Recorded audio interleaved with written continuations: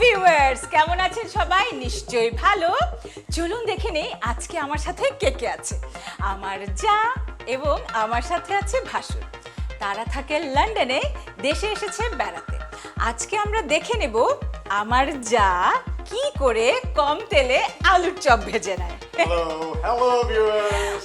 আর কিন্তু কথা বাড়িয়ে লাভ নেই, চলুন দেখে নেই আমার যা কি করে কম তেলে আলুর চপ ভাজে। ছোট, এই তেলগুলো এখন কোথায় ফেলবো? তেলগুলো কোথায় ফেলবে মানে?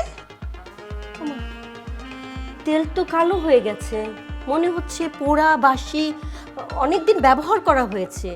এই তেল এখন কোথায় ফেলবো? আহা ভাবি, তেল আবার পোড়া বাসি হয় কি করে?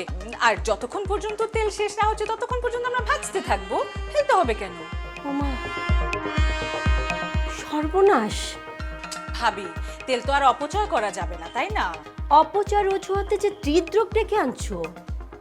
কি বলছে? হ্যাঁ, একই তেলে বারবার অত্যাধিক সময়ে বা অতিরিক্ত তাপমাত্রায় ভাজা হলে পোড়া তেল তৈরি হয়। আর পোড়া তেলে ট্রান্সফ্যাটি অ্যাসিডের মাত্রা বেড়ে যায়। এটা বেড়ে গেলে শরীরে খারাপ কোলেস্টেরল মাত্রা বেড়ে যাবে। এরপর আপনার উচ্চ রক্তচাপ হবে, হৃদরোগ হবে, এমনকি হার্ট অ্যাটাকও হতে পারে।